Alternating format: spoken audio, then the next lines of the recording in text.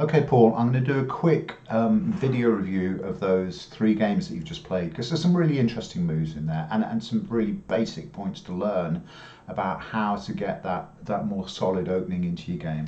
So let's have just a quick look at what happened here. So this was the first game. Black upper right 4-4, perfect, exactly what I would expect. Lower white lower left 4-4, yeah. Here you play a 5-4, which is a bit odd. It's a kind of specialist move, and I don't know whether that was an error or you just clicked in the wrong place, but it's not what we would expect here. I would expect to see black either here on the 4-4, as we talked about, or if you want to play an offset, then you play the 5-3, which is this one here. White plays here, and then you can develop and take this corner. So this is actually saying, I really want these points in the corner, and you're making this solid shimari, but that's not what happened in the game. On move 3, let's get rid of that mark, you play the 5-4, which is a bit of a specialist opening. We don't play this normally as beginners because it's very susceptible to an undercut, and by an undercut we mean that white comes under here and takes away the corner. This stone is too far out from the corner to protect it, so that's what was going on at that place. So white takes another 4-4, and the thing that we need to note, and now you do this extension. Okay, let's come back. The thing that we need to note about the 4-4 stone is its goal is rapid development along here and along here. It's symmetrical, it's sitting there on the 4-4. It doesn't care at all if white comes in behind it and takes out the corner at the 3-3, because you're positioning the 4-4 for rapid development along the sides. And so when we play a 4-4 stone, we expect to see an extension. You can come out this kind of extension, or even approach the corner, white backs off, and then you come back and make that kind of extension. In the opening, we're trying to do big spacious moves. We're trying to get that board and get presence in multiple parts of the board. So actually, when you played that 4-4 and white played this is too small. It's too small for the 4-4 stone. Now, if that corner was in a different configuration, and that configuration would be, let me just take this one out and this one out. If black had been here at the start, and then we're on the 3-4, then this makes perfect sense to me. This makes perfect sense, because what we're now doing is we're using these two stones on the 5-3 and the 3-4, and we're sealing that territory into the corner, and that's our territory. That's our territory. So this move, the triangled move off the triangle stone, it's underdeveloping that 4-4 stone. Okay. So white did an approach to your high stone, because this one is the stone here is very high up, and you came down and did what we call a kick. White came up, that's expected, and now you came out here. Okay, this move again, you're inviting your opponent to poke in. I would expect to see at this kind of level this kind of extension, just a solid extension to make clear that you're interested in these points here. That's what you're interested in here. The move that you make in the game is slightly over aggressive, it's over ambitious, it doesn't really develop the territory.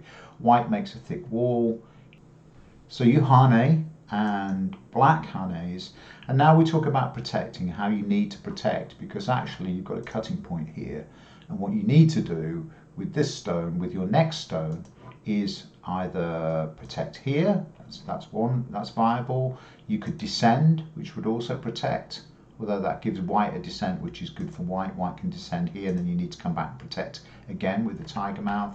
But what you do is you cut, and in cutting you create a weak stone. And I think in one of the other games the guy talks to you about ladders, and I'm not sure whether we've done ladders.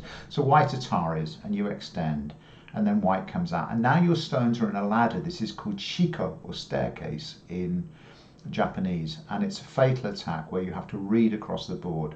So you jump out, I hope you realize you're in the ladder, and white simply takes the stones. So now white's got this super strong position here, and your stones are really thin, and there's still this cutting point can give damage. And this stone, the triangle stone, is now floating outside of white's wall. It's floating in the center of the board, and this isn't good for the opening. Okay, you try and wedge in. So it's a bit like you're trying to attack white with these two stones, these two triangle stones, but white's already strong and has got one eye, and white, by cutting here, and let's just look at that sequence, can easily make another eye. Atari, you go down, he goes down, you turn sideways, he comes down. White's got two eyes. There's nothing you can do. If you go here, white throws in here, you take, he comes down, you connect, white dies. That kind of sequence will happen.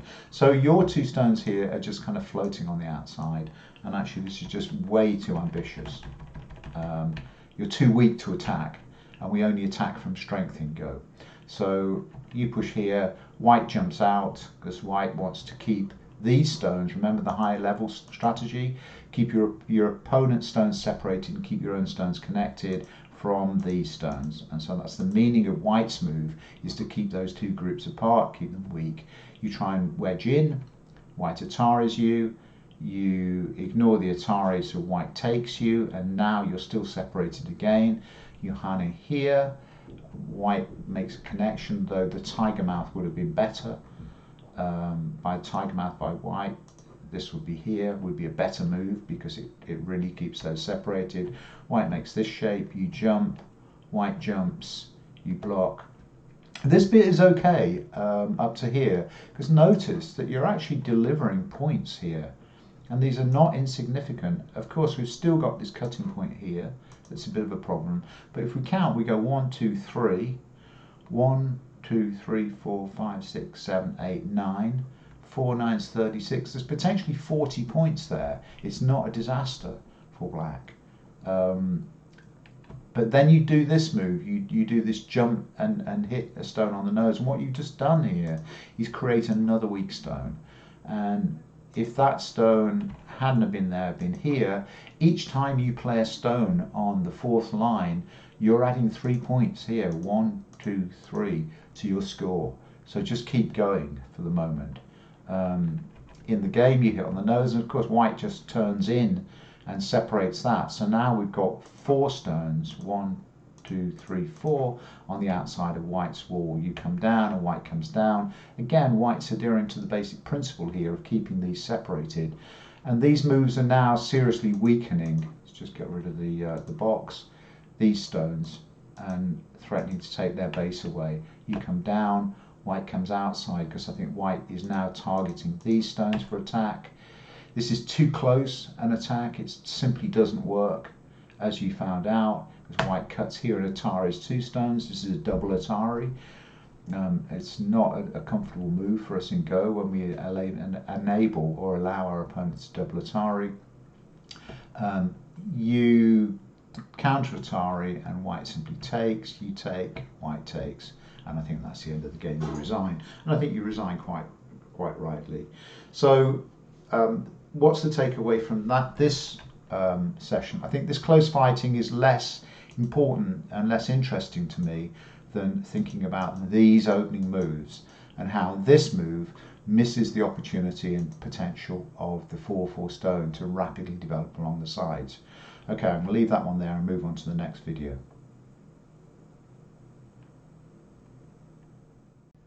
Okay, here we are. This is video number 2. So let's have a look at what happens in this game. Black upper right 4/4, perfect.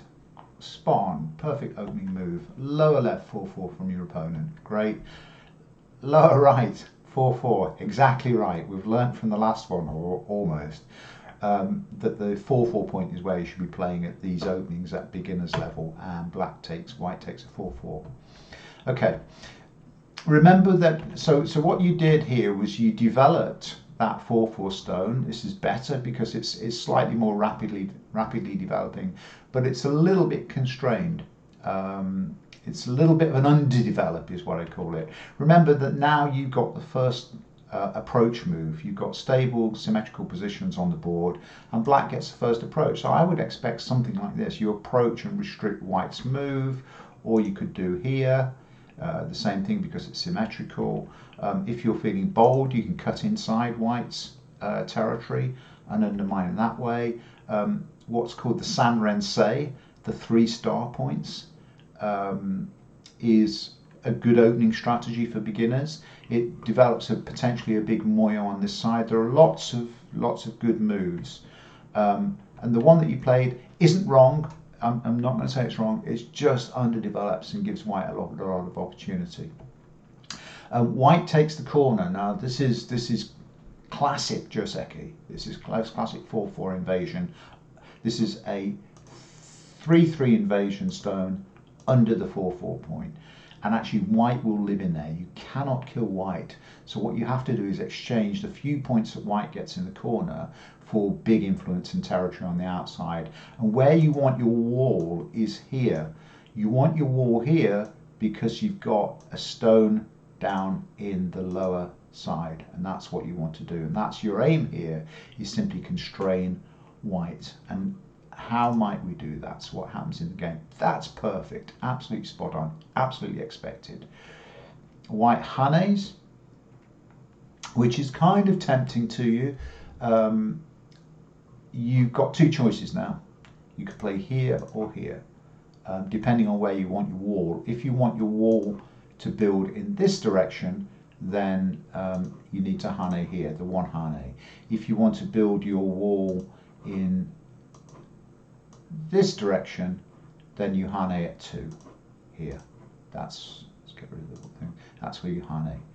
And we can go over both of those sequences.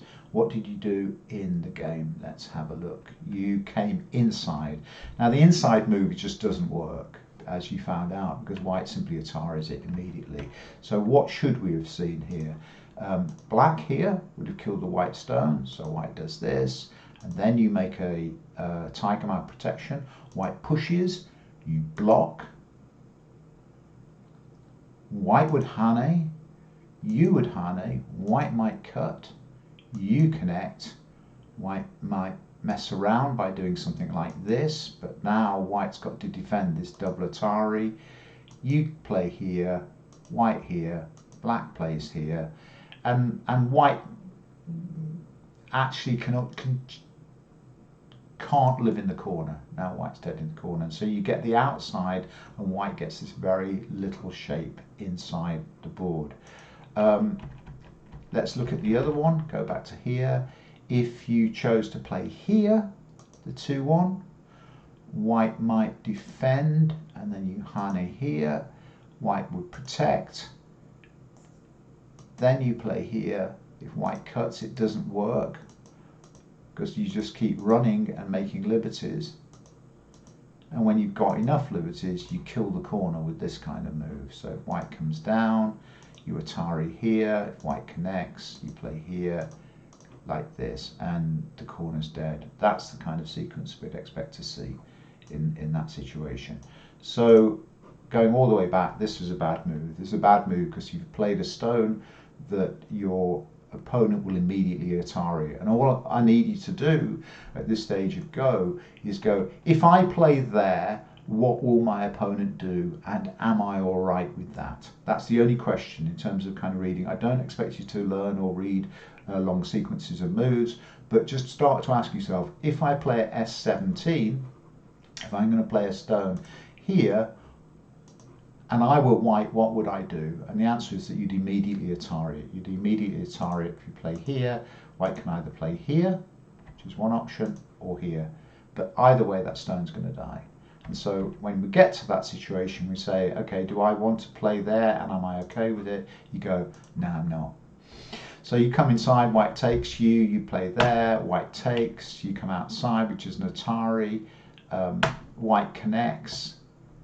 The white connect here leaves the cutting point. I think here, this is okay because it still works with that wall. White ataris, you counter atari, white descends, you descend, white takes. Now white's unconditionally alive in that corner because there's one eye there and there's another eye there. So all you've got to do now, let's take that out, is to protect the points on the outside by making a tiger mouth here. And this is now fine. White's got a small group in the corner that's got 1, 2, 3, let's count them, 1, 2, 3, 4 points of territory. And you've got this big wall that's radiating power and influence in this direction and this direction. This is an excellent exchange for black, really good. I would be more than happy with that as an outcome. And we as we've said, the thing about the white stones is they're finished. Their energy's spent. They will have no further impact on the game. They've got 4 points, but he's spent 1, 2, 3, 8 stones to get 4 points. Whereas the black stones will continue to influence the game for the influence the play for the rest of the game. Okay, so here you connected here. So this connection wasn't necessary because what were you worried about? You were worried about a white cut. So if you'd have played something like this, a big territory, and white played here, you play here, white, black, white. And this becomes a ladder, and we have to get good at reading ladders. So let's read the ladder. Here, here, here, here, here, here, here, here, here. And this ladder will continue all the way across the board. You've got to be careful about this stone in this one, but actually the ladder misses it. And I'll have to go through ladders with you at another point. So here, you spent this move here, and this would also be better.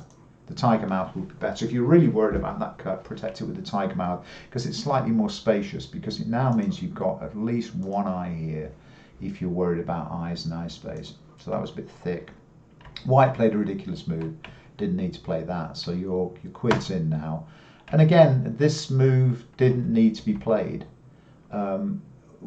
If you were to play again a big move like this, and white does this, you come here, white does this, you come here, white does this. At this point you Atari, white has to connect, and then you connect. So white's gained nothing, and you've got more outside thickness.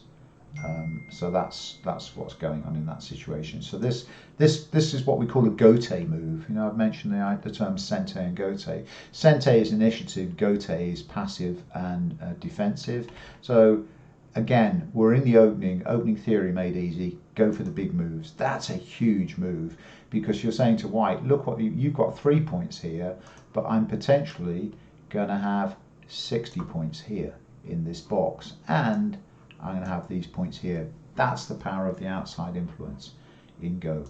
So this is a little bit low, and then white ignores it. Notice that white ignores it, because white goes, I'm already alive, I've got 2 eyes, I'm in the corner, I'm alive, I need to get back into this game. So white plays outside of the 4-4, which is a bit unusual. We don't normally see this, but it's what happens. And you've got to choose which way to block, and you can choose which way to block. You've got 2 options. One is in this direction, and the other is in that direction. Okay, this move doesn't make any sense to me at all.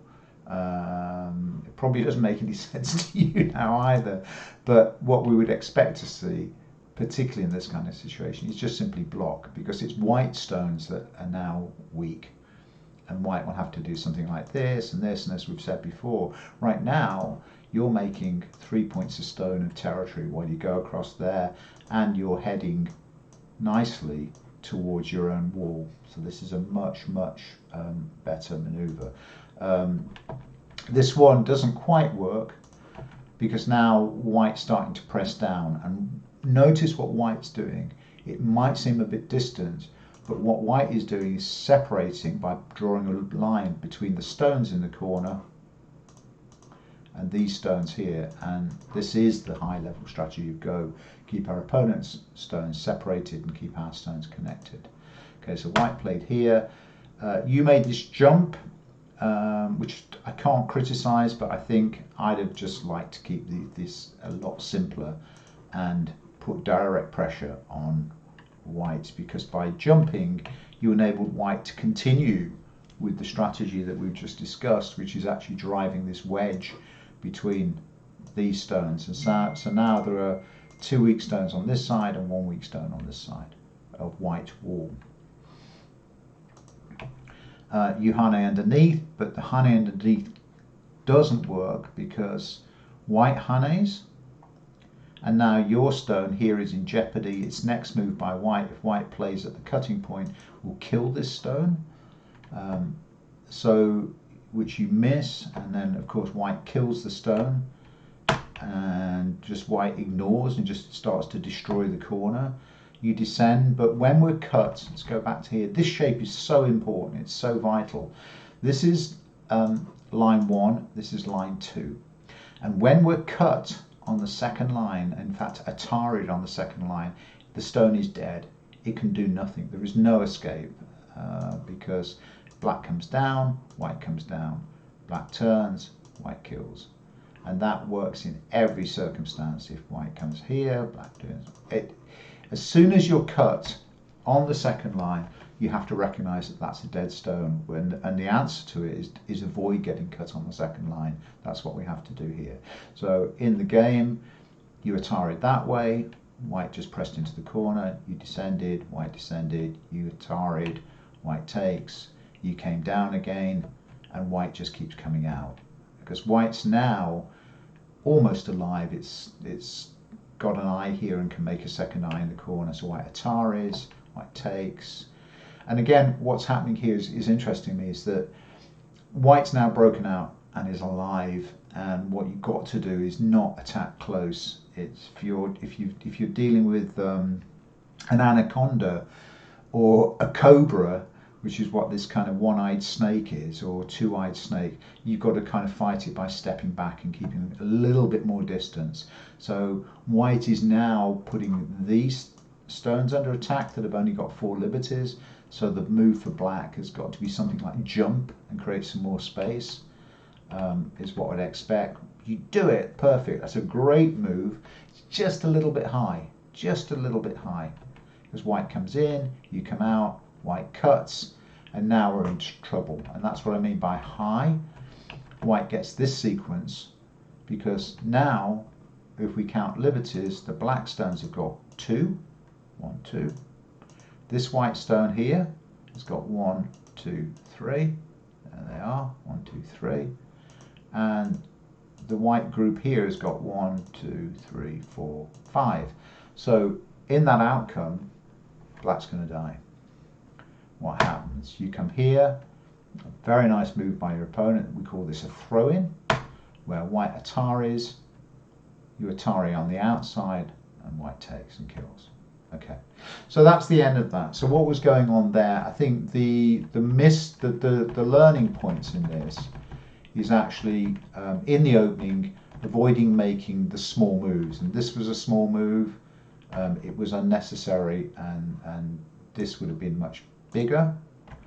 After that, this was a small move, and this would have been much bigger, like that.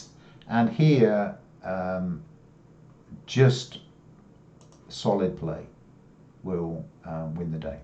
Okay, I'm going to leave that one there, move on to the next one. Thanks, Paul. Okay, final game. I couldn't get this one to load into OGS, which is my preferred review tool, so I'm going to look at it in Pandanet. So let's go very quick. So here we are, 4-4, upper right, just perfect. What does your opponent do? This is kind of slightly insane. He invades on the underneath at the 3-3. You did quite right, quite correct to simply ignore that and say, what the fuck? White makes this shape, and I think your move here, the Hane, doesn't quite work. You just block like this, and if white comes out, you come out, and white comes out, and you come out, and white comes out, and then you take this corner. That's the kind of thing that I would have expected to see. And yeah, white gets some points here, but nothing compared to what you've got. White then got to take this corner, and then you take this corner, and you're way ahead already in this game. So when you Hane'd, you're creating a cutting point, and by a cutting point, we mean this kind of place where your opponent can come in between the 2 stones and keep them separated. White turns and you Hane, which again makes 2 cutting points now, one here and one here. You've created another cutting point, so you can't Hane in the face of strength in this way. And white comes on the outside to exploit one of those 2 cutting points, said, okay, you've got 2 cutting points in your shape, which one do you like? And you protect this one, so white takes the other cut, and then you Hane again, leaving another cutting point here, and white simply kills the stone. So white Atari's here, you come up, white takes. And then again you harney on the outside, white connects. This harney, and notice how what white's doing here with its stones is kind of aiming at this cutting point and not playing it directly. It could play directly. This is a nonsensical move by you. I hope you can see that this one you've just played straight into Atari, and that white could just capture it like that. It's just a nonsensical move. But white's playing a little bit smarter than that. It knows that the triangled stone is weak, and so it just cuts behind and cuts the two and says, well, I'm strong on the outside, these two are strong on the outside, so I'm just going to eat these two black stones on the inside because I'm strong in the corner as well, and you're very thin on the outside with cutting points. If we just go back, notice that this was actually your corner to start with, and it would be fine for white to live in that corner because you're on the 4-4, but actually it's bad news when white not only lives in the corner and then breaks out outside. We then hit the Shiko, the ladder attack. So after this move, the cutting point move, you seriously need to protect your cutting point. You've got to, you can only really cope with one, and the move to play here would have been for black, I think, this one. And now notice that this this cutting point's a bit of a problem for you as well, because you can do this, but you can then start some kind of attack here. But the double cutting points and then playing out here gave white the ladder. White cuts ladder, and we'll talk about ladder. Black extends Atari, white extends, black extends, and now this is the ladder. This is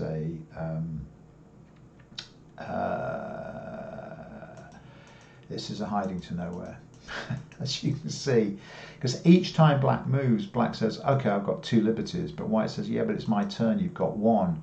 And black goes, oh, I'm in Atari, I'll extend and I've got 2 liberties, but white says, no, now you've got 1.